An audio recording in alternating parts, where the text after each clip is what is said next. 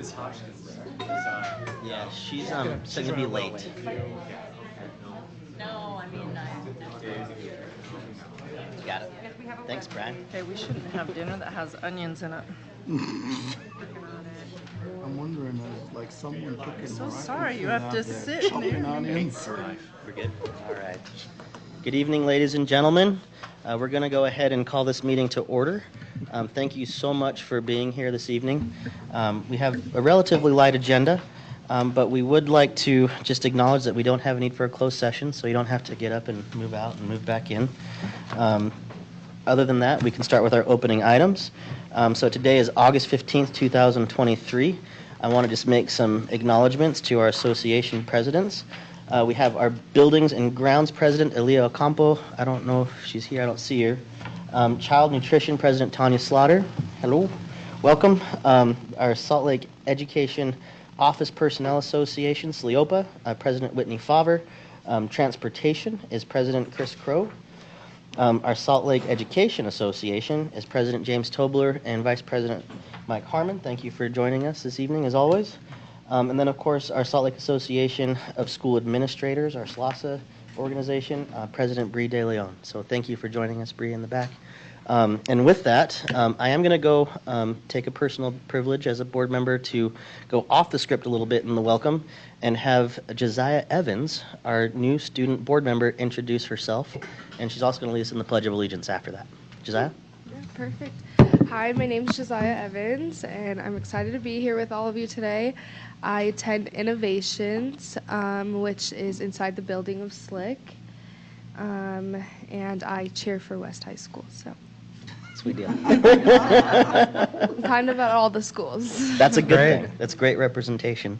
And with that, the other quick announcement I have is that board member Sika is joining us remotely, as you can see, and board member Sweat will also be joining us remotely. She's just running a few minutes late. So, Josiah, Pledge of Allegiance, please. Yeah. Thank you.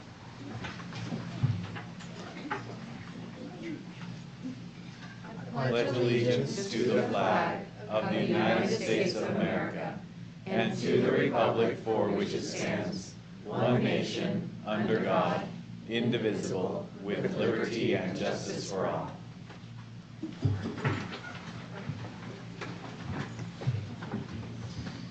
All right.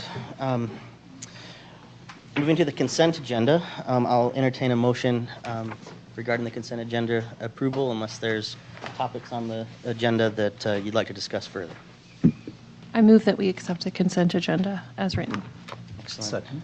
We got a motion and a second from board members Anderson and board member Bate. Is there any discussion? All right, seeing none, we'll go with a roll call vote starting with board member Sika. Jenny Sika, yes. Ashley Anderson, yes. Nate Salazar, yes. Mohammed, yes. Brian Jensen, yes. Bryce Williams, yes. Excellent. That motion passes. Thank you, board. The next agenda item that we have is our request to speak. We do have some guidelines that the board has asked me to read, so I'll go ahead and read that right now. The board enjoys the opportunity to hear from the public during the comment portion of its meetings. Before we begin, I would like to take a moment to remind you of our board rules governing your comments. The total time reserved for public comment is not to exceed 15 minutes, with all speakers or groups limited to 3 minutes. The board will not allow public comment during board meetings that are slanderous, obscene, or otherwise violate state or federal law. Employees and/or their representatives may not use public comment period to address issues that should be raised through existing formal communication channels or established grievance or negotiations procedures. I'd also like to explain that unless the speaker's topic is already on the agenda, state law prohibits the board from taking action on items raised during the public comment period. However, if it seems appropriate to the circumstances, I may direct district staff to follow up with the speaker on the topic discussed. And then our first request to speak will be Tim Lee. Tim, are you here? Yeah. Thank you, Tim. Only seen you all on Zoom. You look good. Great in person. Larger than life. Zoom Oh, life, wow. that is. All right, test. All right. And I know as soon as I start speaking, we go. All right. Thank you for the opportunity to speak at tonight's meeting.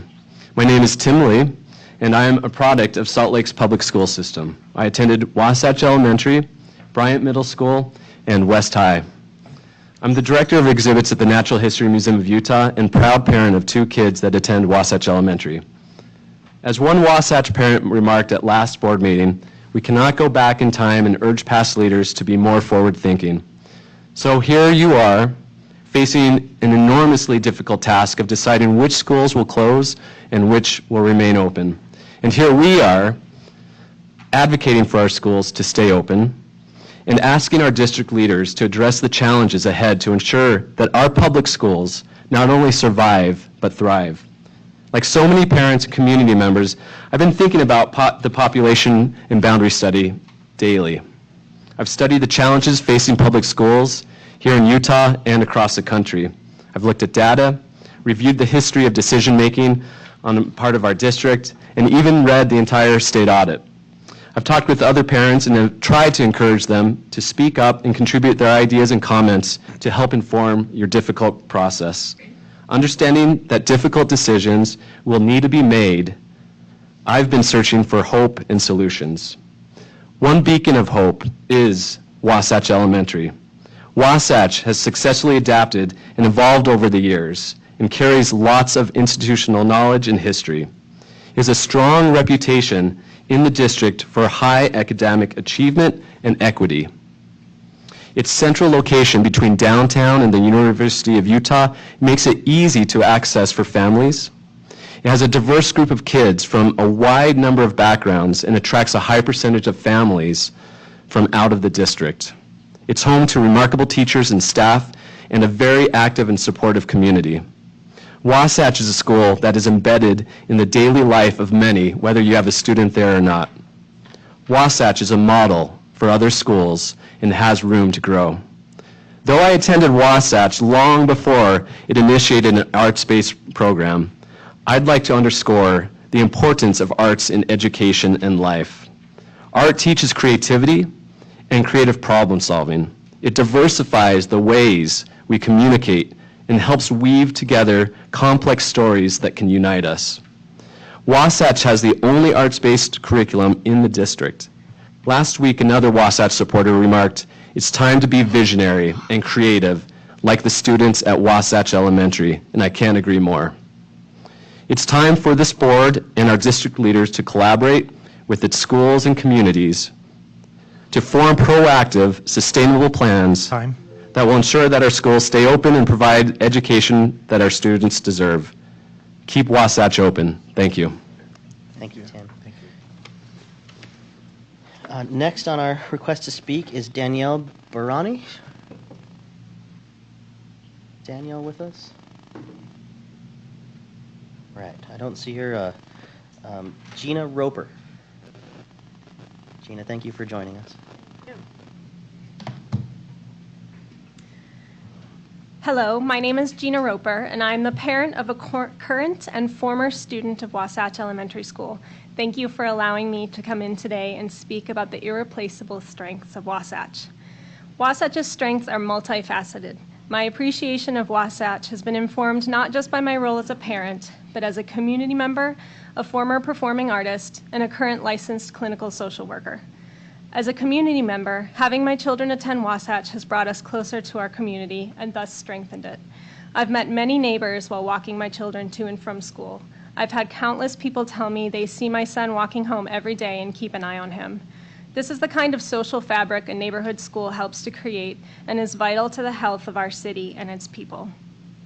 As a former ballet dancer right up the street at the University of Utah, I feel especially connected to the arts curriculum at Wasatch and the way it is woven through all subject learning at the school.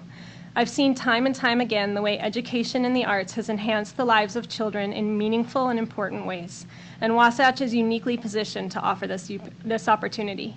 When schools went online due to COVID-19, the thing my son grieved the most was not his friends or routine or recess, but it was missing out on performing in his town meeting or school play. The best night of the year is the Arts Showcase, in which students get to display the artwork they've created throughout the year to their families and the community. I've seen students who struggle in school beam with pride as they see their artwork being appreciated by onlookers.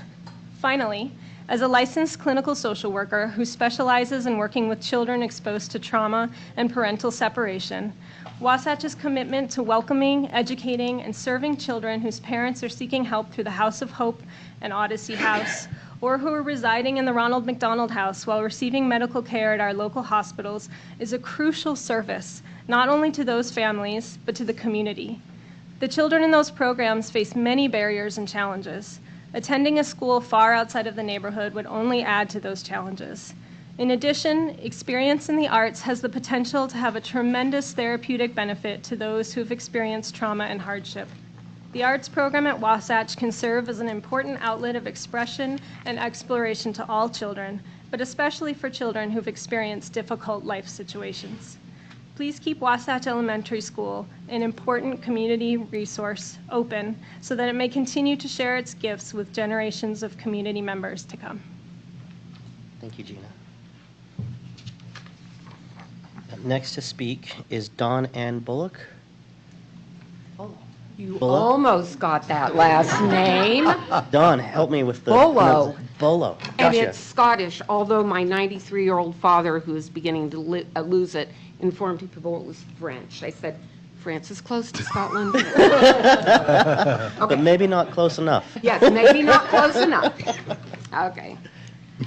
Dr. Grant, President Salazar, and members of the Salt Lake City School District Board of Education. My name is Dawn Ann Bolo, and I have lived in the Salt Lake City School District for 47 years as a parent, grandparent, school volunteer, teacher, and community member. I want to thank you for your willingness to serve our community and our children. Today you are addressing every school board member's worst nightmare, making decisions about school closures. I know that no one wants to close schools. I am grateful for your willingness to do the hard work of investigating what will best serve our students and community. My children went to Lowell Elementary School. I volunteered and taught at Lowell Elementary School and was there when the school was closed. Thoughts of the closure of Lowell and of how closure affects the community in downtown still hurt. Now we face another closure. After Lowell closed, I had the wonderful opportunity to teach at Wasatch Elementary School as I followed our students from Lowell to Wasatch. Wasatch was a welcoming school to me and the displaced children. I soon came to love the remarkable culture that was there and is still very much alive. A culture that is loving, not just tolerant, robustly supportive of children's learning, and is a culture and a community center that is welcoming and hospitable to all of those who live within the wider community. Wasatch is a unique school. There is not another public school in the entire state of Utah that does what Wasatch does. Wasatch supports a vibrant arts program in which every student, K through 6, receives training and experience in dance, the visual arts, drama, and music. Salt Lake City is, of course, the center of arts in Utah. It is less well known that the district shares this commitment. In fact, every elementary school has a Beverly Taylor Sorensen Grant art specialist in their school. Through the effort of the PTA and the local community's support with fundraising, the arts program, which began over 20 years ago, supports an art specialist in 4 areas. The arts infuse and enrich the academic curriculum in wonderful ways. I felt so strongly about the program that I encouraged my son and daughter-in-law to place their only child, Faye, my granddaughter, at Wasatch. Her experience in the school has been wonderful. Next year, she begins at Bryant Intermediate School. She has actually become a fine artist and has loved her participation in drama and music and dance. Wasatch is, as I have said, a remarkable place. Finally, I should mention that Wasatch is not your stereotypical East Side school. The student body is wonderfully diverse, a downtown school consisting of ESL students, kids from Odyssey House, Ronald McDonald House, House of Hope, among many others. That's time. Make no mistake about it, I'm almost finished. Can I finish it up? Make no mistake about it, students at Wasatch perform well academically. I believe this is not only because of the excellent faculty and staff, but because of the culture and of the infusion of arts in that culture and in the curriculum. The children have a rich learning experience at Wasatch. My hope is that in the future, other children from all around the city might have the kind of school experience my Faye has had. Wasatch offers a program that is and should be seen as a gift to the families of the city that should be fostered, enhanced, not shuttered. I know that the board will be thoughtful and that you will do what you think is the best in the best interests of children. Thank you for letting me share my thoughts about the importance of keeping Wasatch Elementary School open and available to those who value arts and understand the importance to the city's future of flourishing children and families. Thank you. Thank you. Thank you, Don, for your comments and for your service to our district as well. The what? For your comments and for your service to our district as well. Absolutely. Our final speaker this evening is Laura Lincoln. Laura, please join us. Thanks.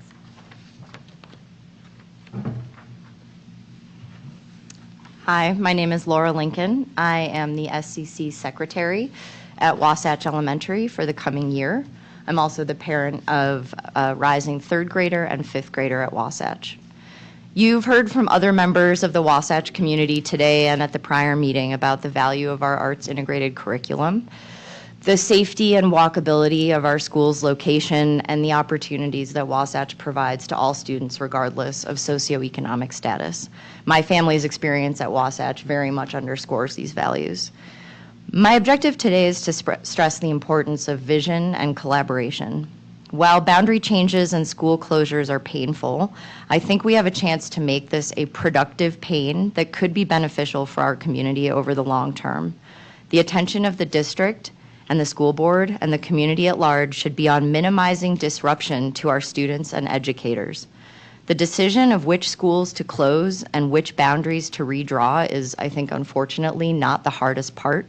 The hardest part is managing the transition that follows so that we can preserve what we all love about our individual school communities. Collaboration requires openness and the ability to think beyond one's own borders and biases. The study data made available to community members thus far has left me with many more questions than answers. More dialogue and accessibility would be a big step toward collaboration in this process. I have a few questions which I'll list out. These are not rhetorical questions, and I hope that we can get some concrete answers in the coming weeks. 1, demographic impact is listed as, quote, a focus point when the board approves recommended options for further study. Where is the demographic data, and how is it being used to model merged schools and new boundaries? 2, can the district provide more detailed information about the scoring and weighting used to rate and rank the schools thus far? Community members have only had access to PDF copies of Excel files with no supporting documentation and, in many cases, opaque terminology and lack of definitions. 3, from what I can glean from the released PDF copies of Excel files and infer from the legislative audit, financial factors seem to be a primary motivator that is driving this decision. How will the district reallocate funds that are saved by school closures? And 4, if older schools are expected to house significantly larger student populations, when and how will those facilities be assessed and updated? How is the Auxiliary Services Department integrated into the school closure decision-making process? Thank you very much. Thank you so much for your comments, Laura, and everybody for your comments this evening as well. I'll give one last shout out to Danielle, if you're here. All right. Thank you again for raising your voices and bringing to us the questions and advocacy that you brought to us tonight. Moving on in the agenda to our discussion agenda. The first item there is board priorities for Utah School Boards Association Delegate Assembly. Just so the public knows, the Board of Education in Salt Lake has 2 delegates that participate in this work. Board Member Bade and Board Member Anderson are our delegates, and Board Member Jensen sits on the USBA Board of Directors and also on the USBA Legislative Committee. That's also comprised of superintendent and business administrator representatives from across the state as well. I'll turn the time over to Board Member Jensen to open the discussion on this topic. Thank you. I appreciate that we have this opportunity to just make sure that we understand what's going to happen at the end of August. Okay, so on August 25th, there is a pre-delegate evening, and all of you are invited to participate in this, okay? I should say JLC stands for Joint Legislative Committee, and that is one of the committees that I serve on as well. And through them, they have worked with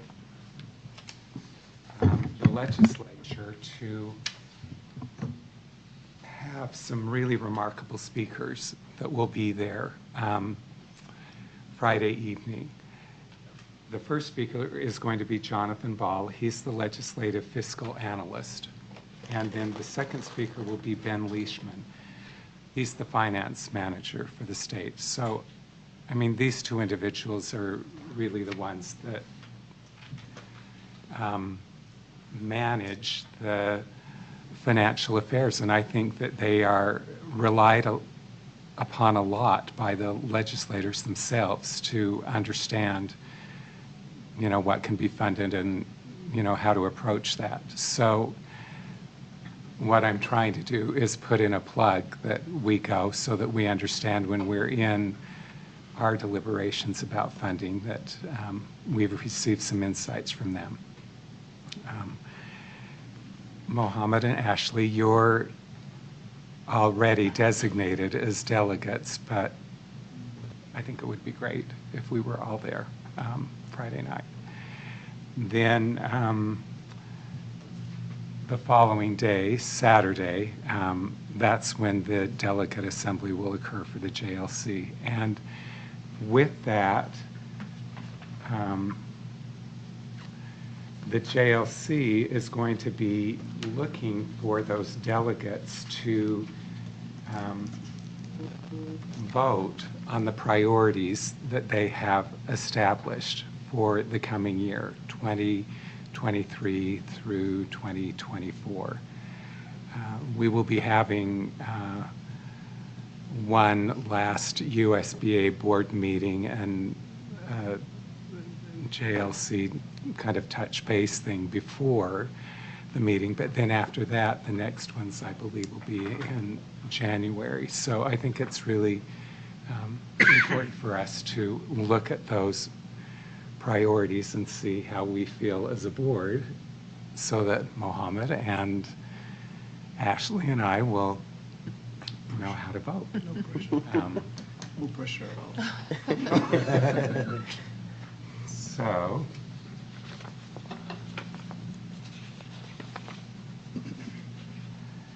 the way they've broken that down, and you should have all received a packet, okay? And in the packet, it explains prioritized funding requests.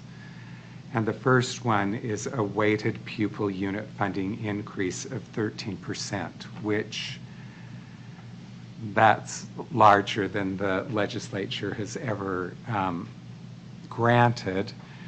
But in those JLC meetings, they've had numerous conversations on how they can justify that 13% weighted pupil unit increase. So with that, it would, the projections are that it would raise $546 million in funding for students in the state of Utah, in the public education system. May I ask a question on that? Is that tied to the constitutional amendment in any way, or it's a separate? No, this is issue? a Okay. separate. Thank you. And without getting into a conversation about that this evening, I think that there will be opportunities for us as a board to discuss that at a later date, because when we get to January, that is going to surface again. So I think that that would be something that we need to look at later and how we want to approach that constitutional amendment. Okay?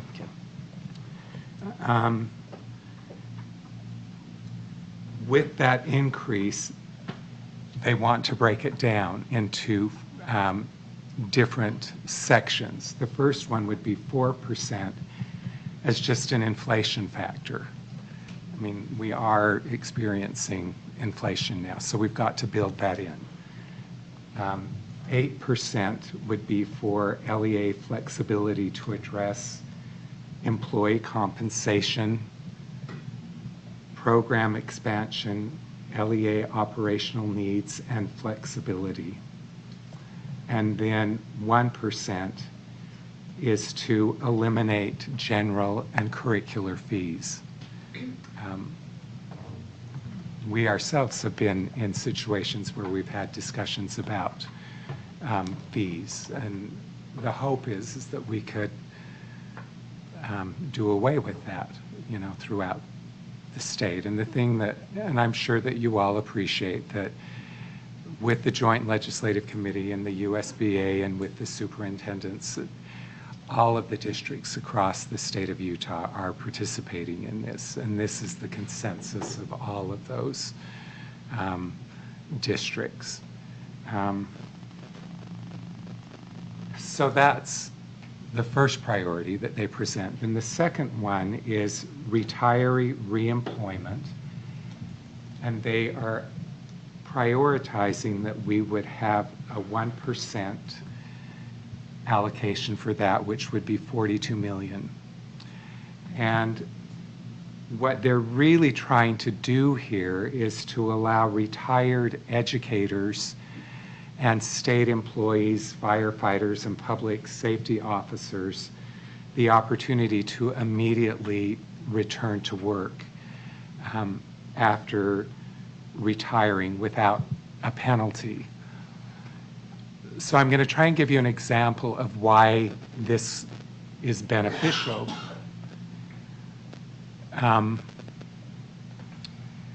Let's say that there was a superintendent that retired somewhere in the state of Utah. Well, that superintendent was a teacher before that superintendent was functioning as a superintendent. And the superintendent is willing to go back and be a teacher. And right now we're having real challenges in finding enough teachers. And it's especially challenging in more rural communities where, I mean, we're having difficulty here in the Salt Lake City School District, but in smaller districts, it's challenging. So that superintendent, in some situations, would be doing it to help the schools, but the superintendent would be precluded from doing that the way that it's structured right now. So that's why they have established this as a priority, because we are really faced with how do we replace teachers. There aren't enough teachers. Then the final one, and we've talked about that up with the first one, is that inflationary adjustment. What the Joint Legislative Committee wants to do is they don't want to have like a shopping list of, okay, here's 15 things that we think you need to do. They're hoping that by having these three, that it will be something that we can really work on with the legislature, the governor's office. There was a second page that gave a little bit of, some bullet points on how those investments could be used. Increase funding for special education and at-risk students. Continue to support regional education service agencies. Continue to fund transportation. Create a plan to utilize the funds in the economic stabilization account. and then study in impact fees. So those would be within those three, how they would want to use some of those funds. Excellent.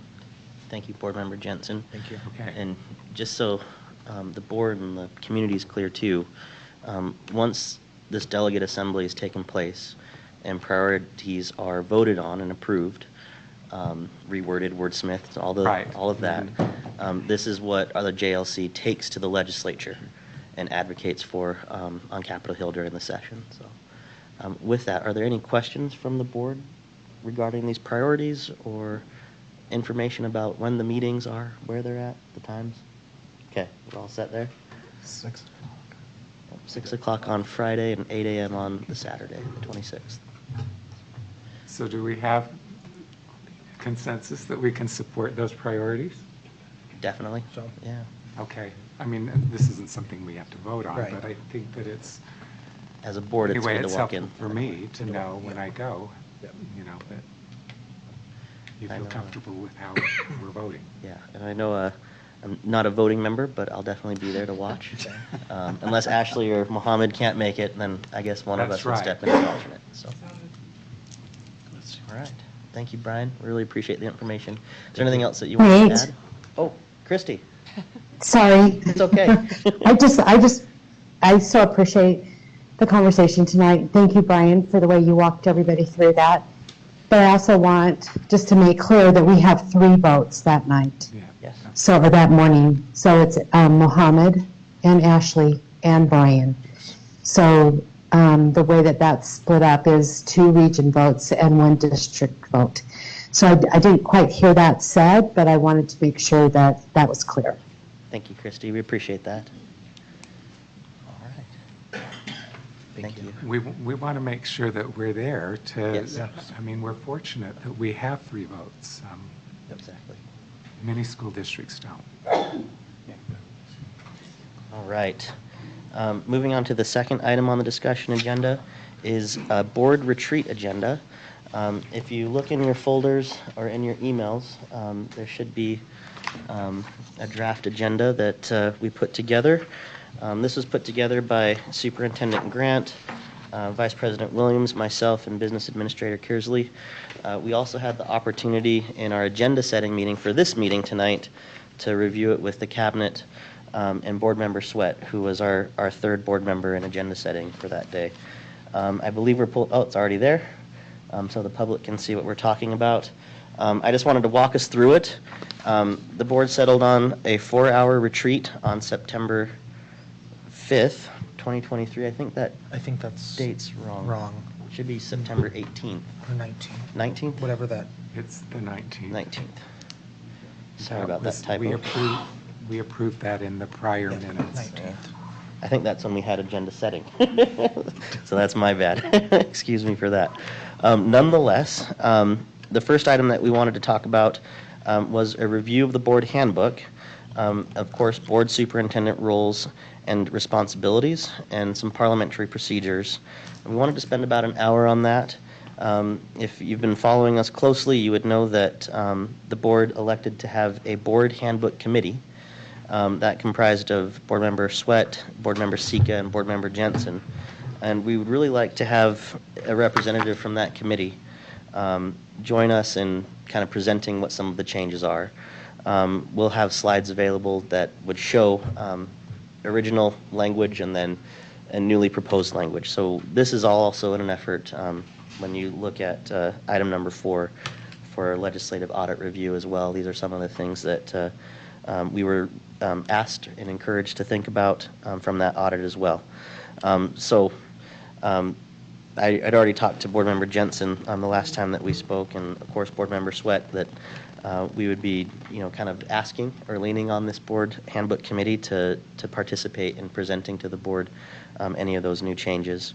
And then our board parliamentarian, Christina Kindle, Policy and Legal Services Director, would walk us through some parliamentary procedures as well. The second item is general obligation bonding information session.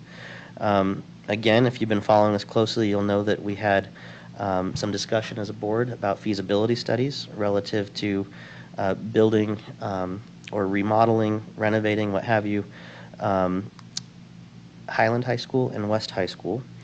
Alex Buxton, he's our financial advisor through Zions Bank, is willing to present the board information about how general obligation bonding works, the process, potential timelines, and then aspects of any kind of campaign that the district might be involved in, if that is the direction that the board decides to go. So we don't see this as the board saying, yes, we're going to go out for a general obligation bond. We see this more as informational to the board and to the community about the process. And then we would have further discussion in subsequent meetings about the board's willingness or unwillingness to pursue a GO bond for the purposes of repurposing and building high schools. Along with that, another discussion point that we've had in coordination with bonding and the potential rebuilds is some survey firm work. So Alan would present a plan for securing a vendor to conduct surveys and demographic analysis as needed. We really see this as an administrative function of the district and not of the board. We see that this firm would potentially be on contract with the school district and the administration to not only conduct demographic survey, community survey information, not only for this project of rebuilding high schools potentially, but for any other projects that we might have. So we would see this being a long-term contract, but the board would certainly have to give direction to the administration to move forward with that in some way, shape, or form. The fourth agenda item would be a legislative audit review, and this would really be our opportunity to more or less respond to the audit concerns and the steps that the board has been taking to address some of those concerns and recommendations. The fifth item would be a long-term district vision. So this is really important to the board as we've been talking about these types of topics for a number of years, but also with a new superintendent and Dr. Grant, who's really eager to share her vision and also coordinate that vision with the vision that the board also has as well. So there'd be a discussion of the board and superintendent's vision for our district, and then of course a presentation of some baseline metrics regarding district performance. The sixth item would be a board meeting study sessions, and there's a number of ways that we can do this, but nonetheless we do have some priorities that we have as a board relative to literacy and social and emotional learning. Some other topics that have come up in conversations that Liz has had with us individually and as a board, and certainly that the previous boards have had and the current board, college and career pathways and readiness for the students relative to that, our student achievement plan and its implementation, and then anything else that we might want to discuss in that particular 30 minutes.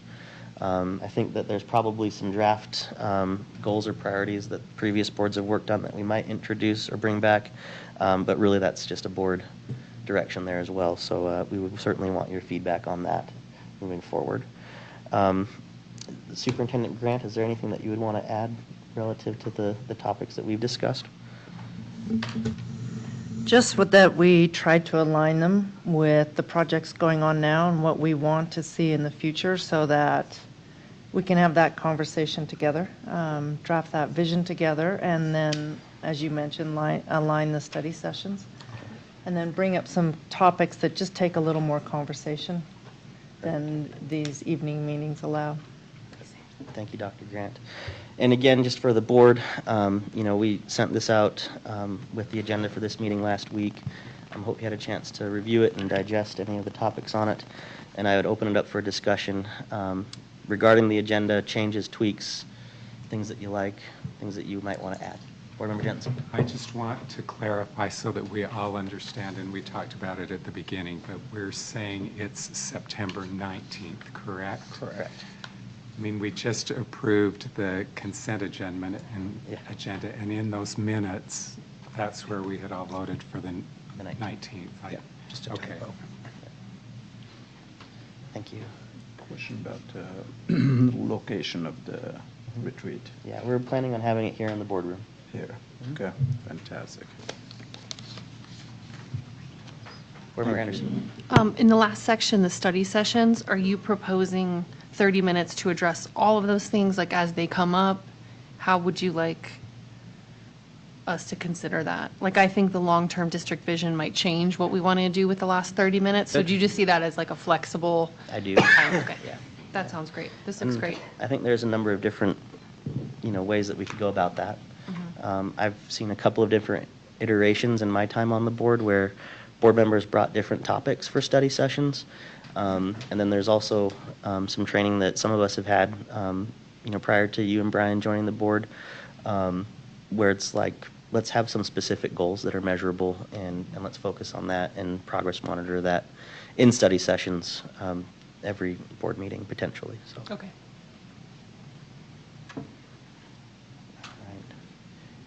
Christy or Jenny, do you have any thoughts on the retreat agenda, the draft retreat agenda? Sounds good to me. Thank you. Nope, everything's good. Sweet.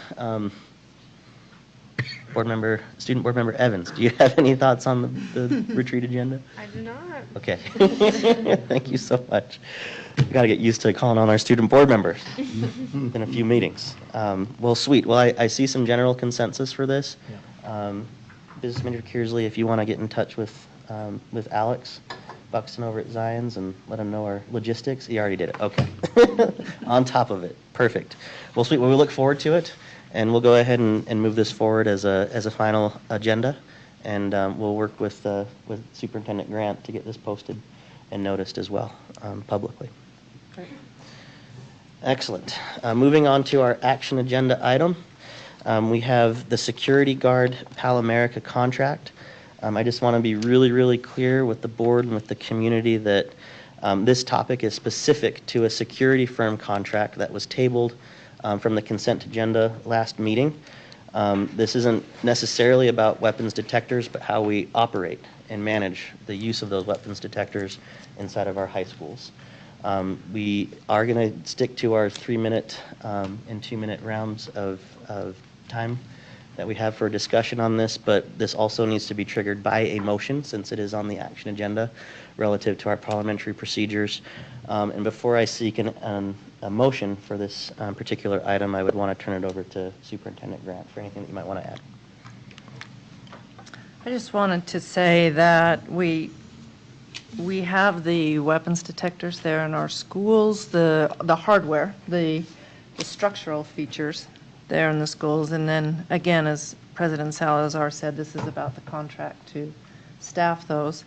I've been giving this a lot of thought as we think about our schools and school safety in a climate that we live in now, in a world that we live in now. As superintendent,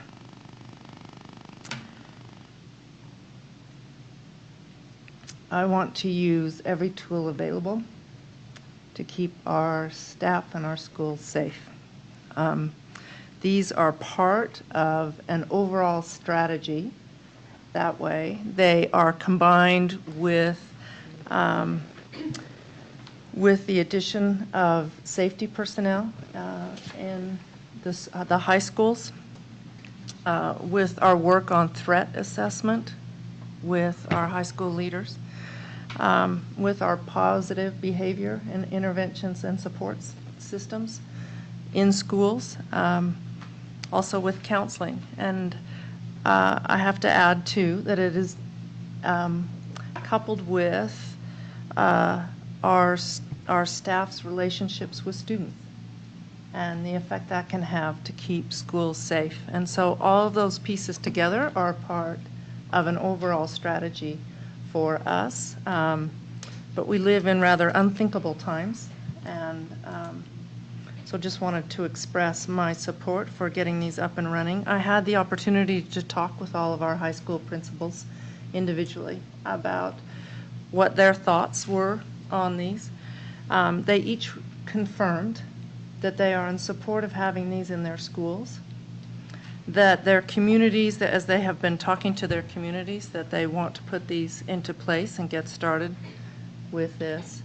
I know that they have been working with our team here in the district to put together protocols for communicating with families, explaining to students how this works, and also protocols for the security firm that limits their interactions with students and places the responsibility of really overseeing what happens with these detectors as students and adults enter the buildings in the hands of school employees, school personnel, school leaders, the administrators in the building.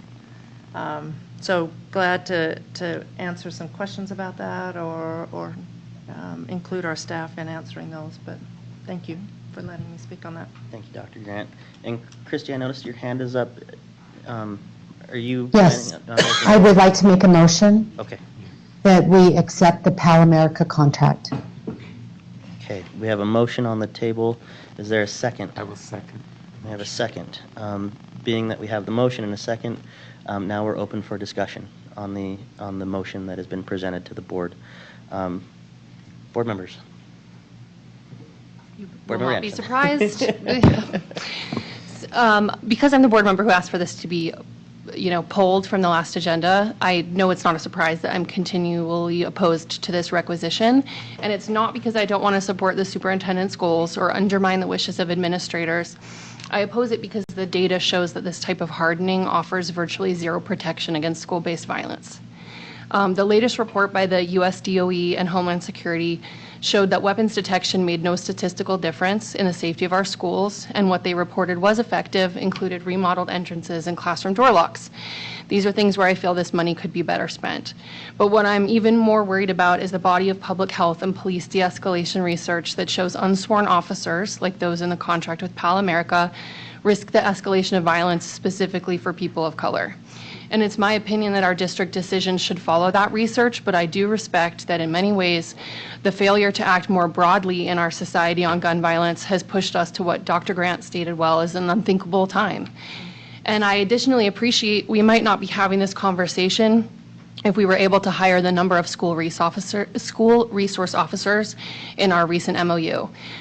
We have money in reserve for hires that we know are unlikely to happen for a variety of factors, and now we're being asked to put $1 million more into an unproven model. Knowing others feel differently, I don't want to stifle, the train that sort of left the station before I joined the board, but I do want to ask for two things if we approve the contract tonight. And the first would be an update to the board on CSTAG training. The past board authorized CSTAG, which for the public is a threat assessment training model, which in many respects contradicts the decision we're being asked to make today.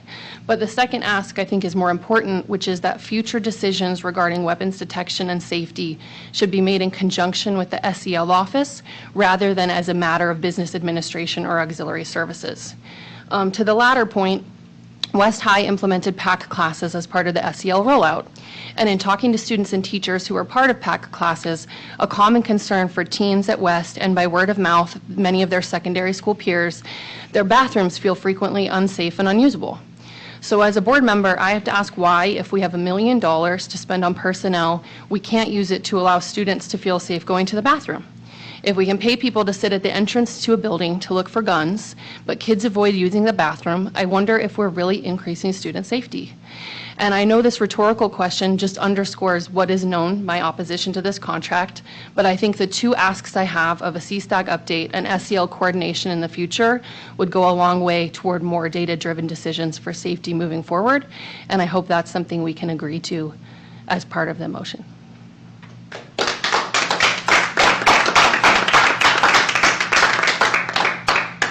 Board Member Anderson, are there any other comments? Board Member Bay.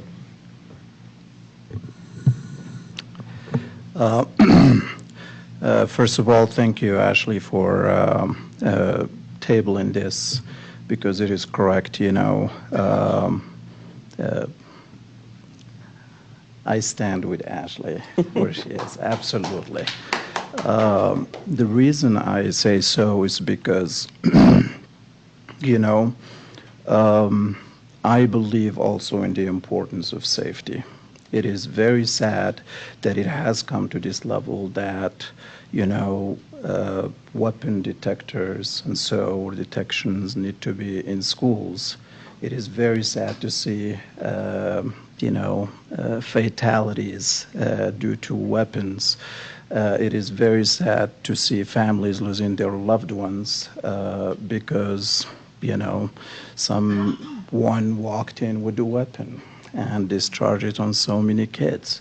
It is very sad that the legislators are not implementing some, real tough measures on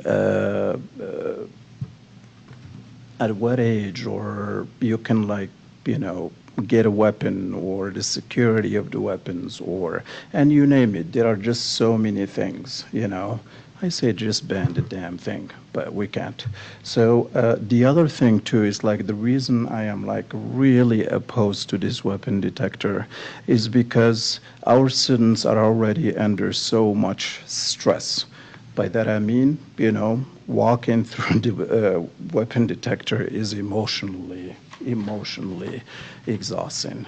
I am speaking from my own experiences. I walk through TSA and I have to prepare myself 2 days in advance and worried if that weapon detector or that, scanner goes off. What have I forgotten? What's going on in here? I go in with my family to be traveling. There is my family over there, and there is Muhammad over here. That's just a reality of what we are dealing with. And also, I'm thinking about, the minorities kids who came from refugee world, from places of war, and then they would have to walk in through this, and if it beeps, it's a nightmare. I don't know how to explain it to you. So, personally, I understand its importance, but I also have an ask for that, and that is for the first 6 months, because I have feeling this is going to go through today. For the first 6 months, I would like a monthly update of how many students were stopped and the reason behind being stopped, and also the gender and That's time. Yeah, thank you. The gender and race. So to me, those are very, very important because we know there is going to be a human error involved in this as well. Thank you. Thank you. Any other? Yeah, I just have a question. So if this passes, I'm wondering when it gets revisited. That'd be a good question for Business Manager Kearsley. My understanding is that we have the weapons detectors contract for this school year. Right. This contract is so the contract is not for the weapons detectors that we're discussing for the security. It's a one-year contract. Okay. It's a great question. Thank you. Any other discussion, comments? I would just say maybe also because our student board member is new to this conversation too, so that's for a year, but the lease of the equipment is multi-year. So you could maybe say what we previously approved. Yeah, the lease for the equipment is a 48-month lease for the weapons detectors, one-year contract for the security firm. Any other comments from the board in the first round? Board Member Jensen. Well, for me, it's important this process was initiated before I was on the board. And we now have all of this equipment there. And it's hard for me to think that we have this equipment and we're not able to use the equipment and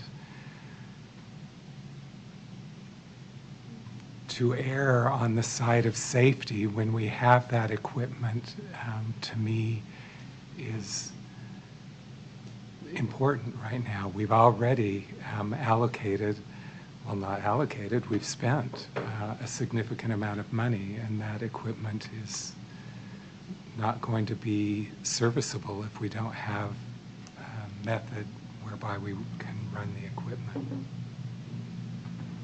Thank you, Board Member Jensen. Board Member Williams. Vice President Williams, excuse me. Oh, you're fine. I want to share that I hear with what both Board Member Anderson and Board Member Bader are saying. Definitely concerns that I have as well.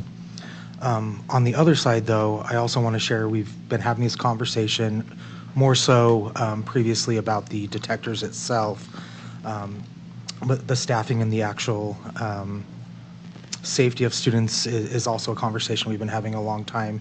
And I'm not sure if, I'm trying to remember a timeline, I'm not sure if Board Member Anderson and Board Member Jensen were on the board at this time, but we had parents pleading with us to have these detectors, to have these staffing for such security measures as well. And these are parents, I've kept the emails, I was reviewing them over the last week or so, and these are parents in my precinct that I know that come from a variety of different backgrounds and lived experiences. I would like to err on the side of caution and maybe give these detectors a shot and the staffing for it a shot for a while. I do find some comfort in knowing that it's not a 48-month contract for staffing. That is the detectors itself, but maybe giving it a chance and following up with the CSTAG training and implementing the SEL department into some of the stuff that this is happening. I think this is a very complicated topic, but I do think we owe it to see what we can do to increase safety, and this may be one measure to do so. Okay, thank you. Board Member Sika or Sweat, do you have any discussion, comments? I'm ready to move forward. Thank you, Board Member Sika. I am too. Okay. Student Board Member Evans, do you have any thoughts? I know you're super new to the conversation, but my understanding is you've been following this topic a little bit as well. Yeah, so as of right now, I think I'm definitely in agreement from all sides. But I do agree that we should move forward with it.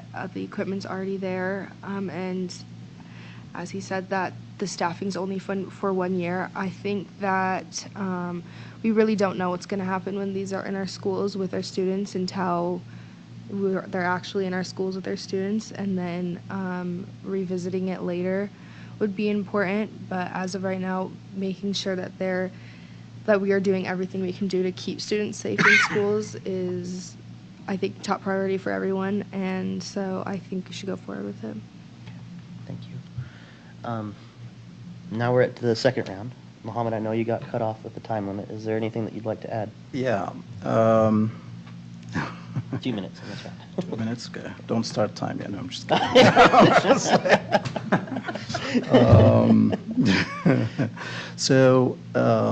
Okay, so between now and that 1 year period, I urge everyone here that we think about finding, a way we can invest more in more social workers at our schools, because I personally believe in the importance of, if you see something, you say something, and a village, if we have our schools have that tradition of hey, we will watch for each other, I have feeling we can make that happen. And especially when we have more social workers available for us at schools, because they'll be able to sit down with students. Because I have teenage kids, and they feel like if they go ahead and say something about someone, then they feel that they are rats or something like that, And to me, my advice is I hope we can think about this, down the road. The other thing too that I have a concern about is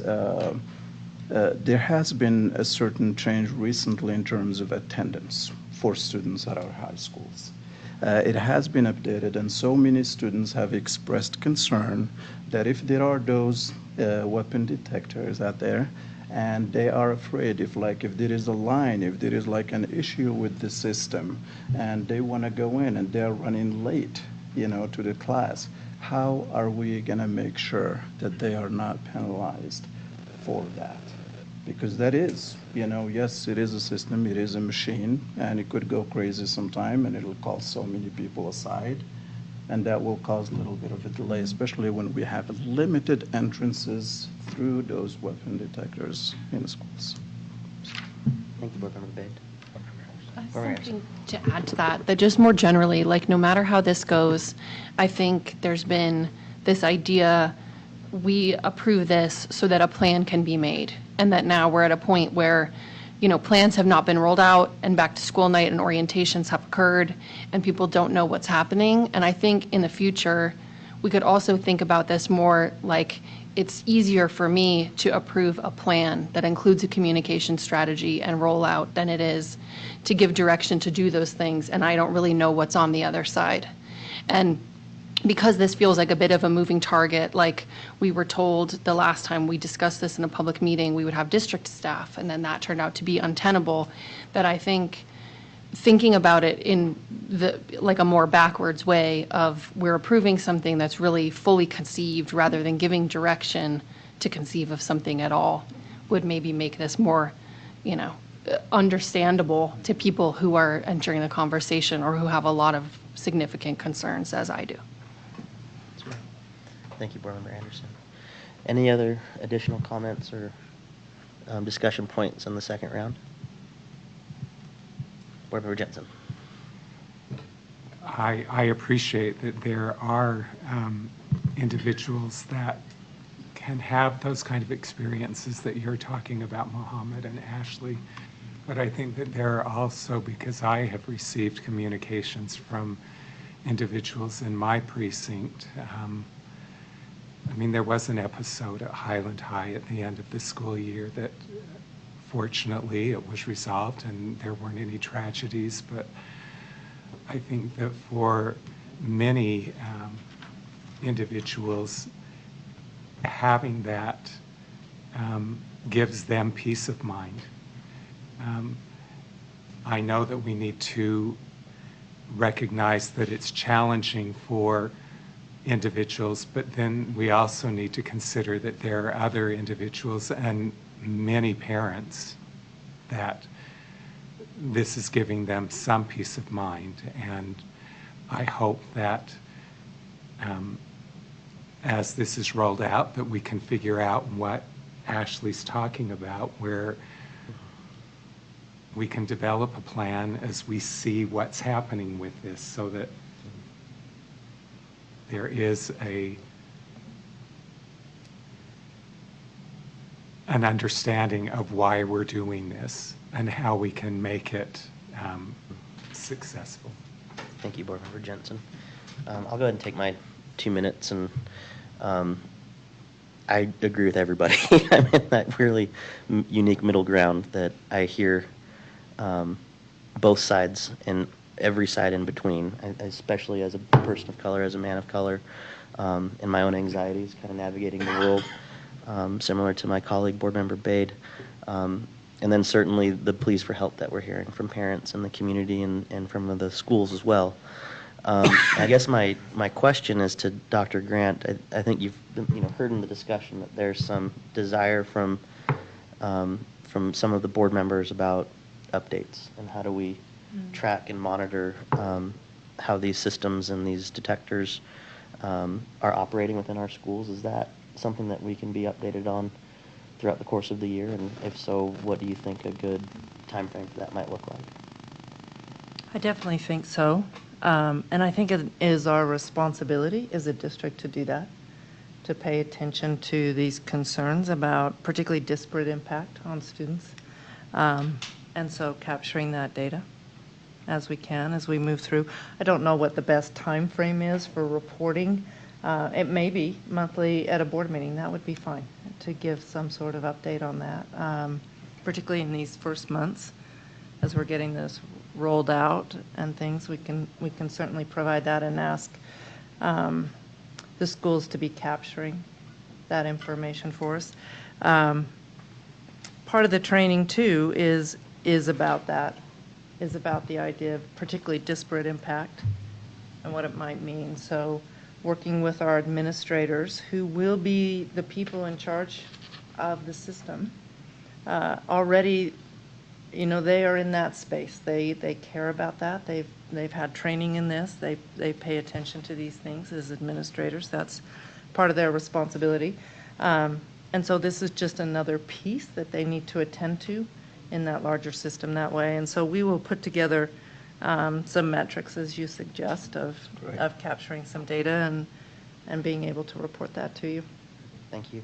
And then my next question is to Student Board Member Evans. Do you have a sense from your friends or classmates about how they might be feeling about these detectors and, of course, the staffing element of a security firm? I don't have a sense of staffing. I think the only thing that I have been hearing from students has been what Mohammed brought up earlier about attendance and lateness and how that works, especially with attendance changing at most schools and how they deal with if you're late.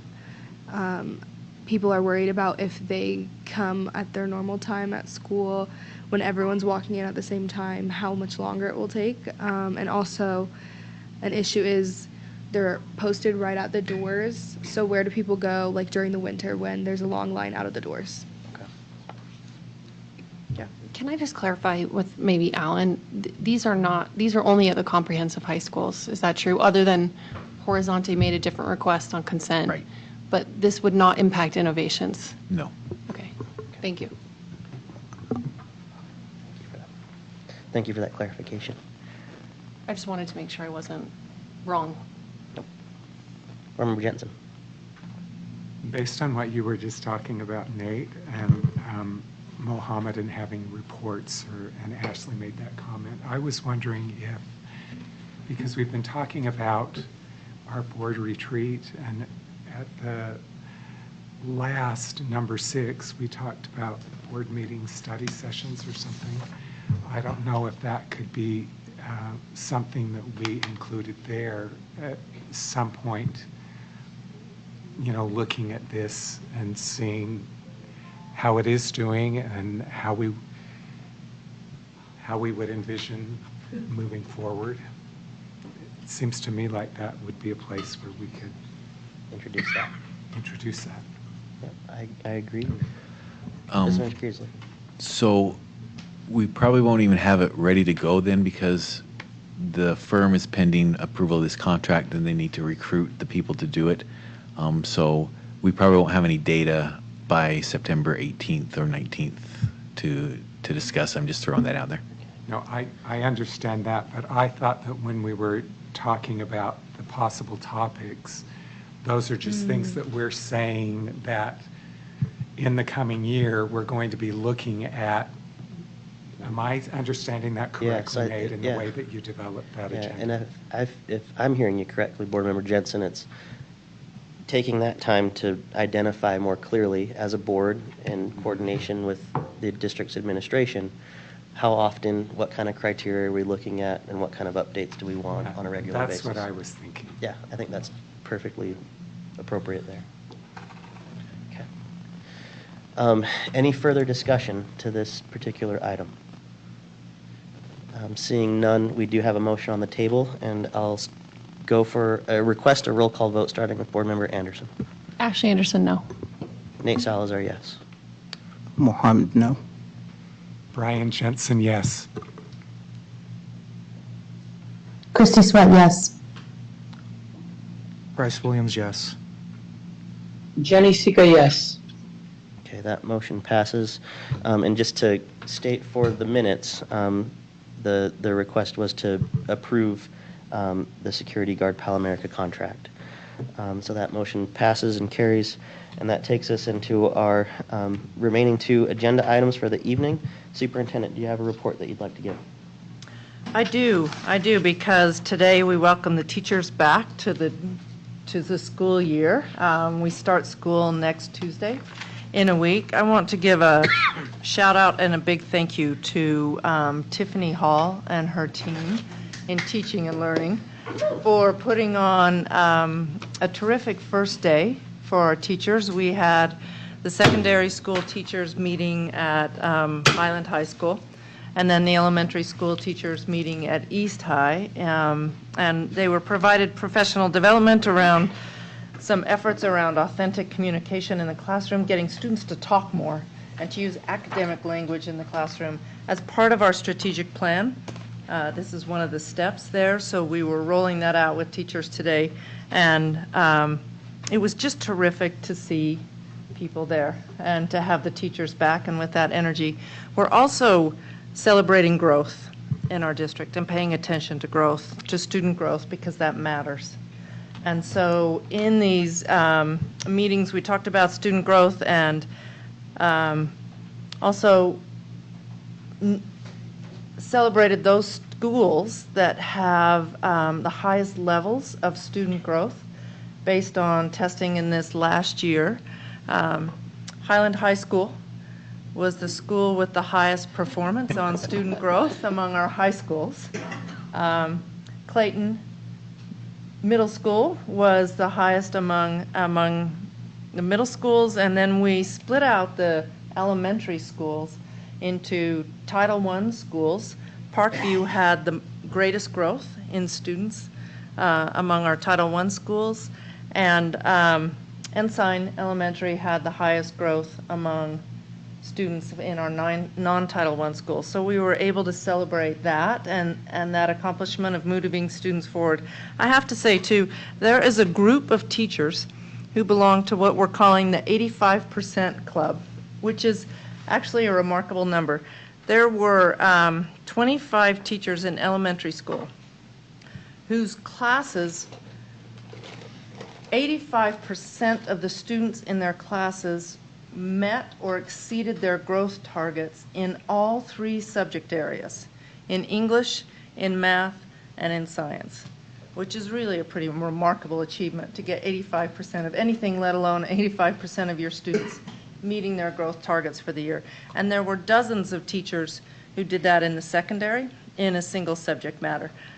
So we were able to celebrate that as well, which was fun today as a way to start the school year. So the students are back next week.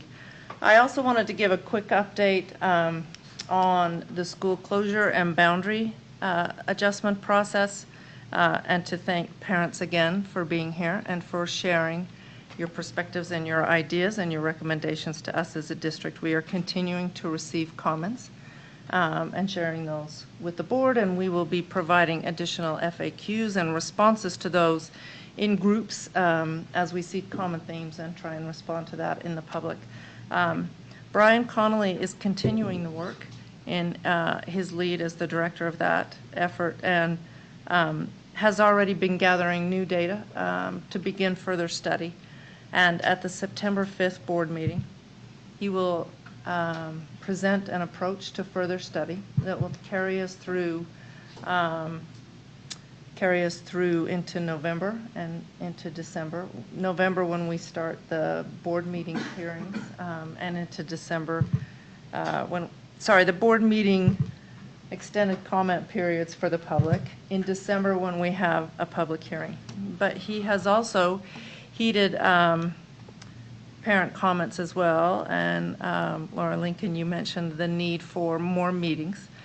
He has reached out and had conversations with the principals, sat with them to explain some more behind the data and the reasoning, and also is setting up meetings, be reaching out to set up meetings with our school community councils to have those conversations, in addition to the meetings that the board approved at our last session, or in September and October, the public meetings that way. And Brian, I believe, I don't have those in front of me, but those dates now can be posted, that we've got the public meetings in September and October, correct?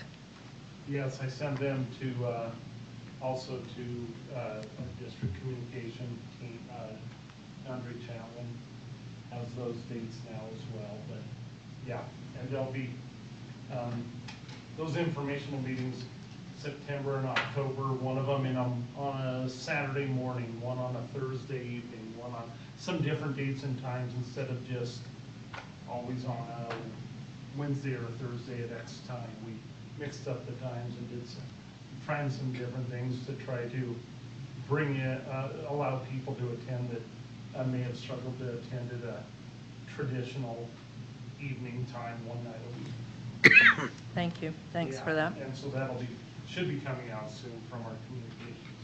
Right, we'll post those soon and let people know about those dates. So just a quick update on that. Thank you, Dr. Grant. You're welcome. Board Member Jensen, do you have a report that you'd like to give? Well, I would like to thank the district for providing lunch for those teachers. I think that was remarkable to show those teachers that we appreciate what they're doing and that they were there for that professional development and to get ready for the beginning of school. I would have I would have been happy to have the taco truck when I was teaching. It was a Thank- fun addition. Yeah, I think that's really great. And then I do want to just thank Alan. I appreciate your quick response. I had looked at something on the consent agenda and was a little concerned about the fresh produce from Joe Granada, and this is something that's been a part of my experience as a teacher, and I know that this is a federal program, USDA, and we're trying to have children become familiar with all sorts of vegetables and fruits, but I'm glad to know that there's a little leeway and that teachers maybe won't have to be convincing them to eat rutabagas a lot. I knew you were going to say rutabaga. Thank you. Thank you, Board Member Jensen. Board Member Anderson? Congratulations to Ensign. I didn't know about the student growth score, so thank you for sharing. Yeah, it was just announced today, so the unveiling. And I also want to say, thank you to the families from Wasatch who are here, and including those who've taught at Wasatch previously. And I'm incredibly proud to represent that area and hear the many thoughtful comments that you have throughout our meetings. I also want to acknowledge the passing of Marissa Zucchetto and extend condolences to her family, as well as the communities at East, Northwest, and Glendale. So thank you, that's all.